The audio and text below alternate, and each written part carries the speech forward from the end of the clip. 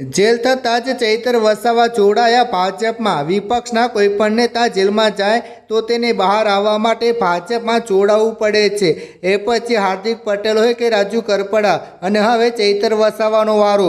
મિત્રો, શું છે પૂરેપૂરી હકીકત? ચાલો આપણે વિસ્તારથી જાણીએ। વિડીયોની શરૂઆત કરીએ તે પહેલાં એક લાઈક કરીને નવા આવ્યા છો તો ચેનલ સબસ્ક્રાઈબ કરી લેજો।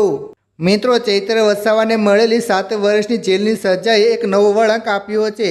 ડેડિયાપાડાના ધારાસભ્ય અને આદિવાસીઓના પ્રખર અવાજ તરીકે ઓળખાતા ચૈતર વસાવા હવે કાયદેકીય મુશ્કેલીમાં મુકાયા છે।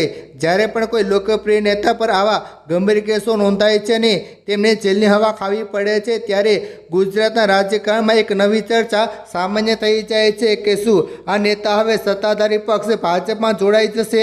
આ પ્રશ્ન માત્ર ઊંચા નથી, પરંતુ ભૂતકાળના અન્ય ઘટનાક્રમોનું પરિણામ છે જે પ્રજાની નજર સામે વારંવાર રમ્યા છે। રાજકીય ઇતિહાસ પર નજર કરીએ તો હાર્દિક પટેલ હોય કે રાજુ કરપડા, એક ચોક્કસ પેટર્ન જોવા મળે છે। પાટીદાર અનામત આંદોલન સમયે હાર્દિક પટેલ સરકાર સામે બાથ ભીડી રહ્યા હતા। તેમની સામે પણ અનેક કેસો થયા અને તેમને પણ જેલના સળિયા પાછળ જવું પડ્યું હતું। પરંતુ આજે સ્થિતિ એવી છે કે તેઓ ભાજપના મંચ પર જોવા મળે છે અને તેમના પરના કેસો પણ ઇતિહાસ બની ગયા છે। તેવી જ રીતે આમ આદમી પાર્ટીના અન્ય નેતા રાજુ કરપડા લાંબો સમય જેલમાં રહ્યા બાદ અંતે ભાજપમાં જોડાઈ ગયા હતા। આ ઘટનાઓ જોઈને સામાન્ય જનતાને રાજકીય વિશ્લેષકો એવું અનુમાન લગાવી રહ્યા છે કે શું ચૈતર વસાવા પણ આ જ માર્ગ પર ચાલશે? ચૈતર વસાવા પર થયેલા કેસમાં સરકારની ઉતાવળ અને કાયદેકીય પ્રક્રિયાની ગતિ અનેક સવાલો ઊભા કરે છે। સામાન્ય રીતે જે કેસો વર્ષો સુધી લટકતા હોય છે તે આ કિસ્સામાં ખૂબ જ ઝડપથી પૂર્ણ કરવામાં આવી રહ્યા છે।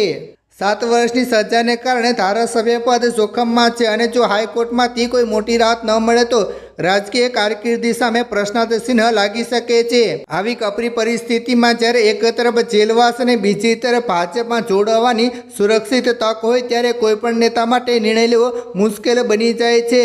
આદિવાસી સમાજ માટે ચૈતર વસાવા માત્ર એક નેતા નથી, પરંતુ એક આશાનું કિરણ છે। તેમણે આદિવાસીઓના પ્રશ્નોને વિધાનસભામાં જે આક્રમકતાથી રજૂ કર્યા છે તે ભાગ્યે જ કોઈ અન્ય નેતા કરી શક્યા હોત। જો ચૈતર વસાવા ભાજપમાં જોડાવાનો નિર્ણય લે છે તો આદિવાસી મતદારો અને તેમને હીરો માનતા યુવાનો માટે આ મોટો આઘાત હોઈ શકે છે।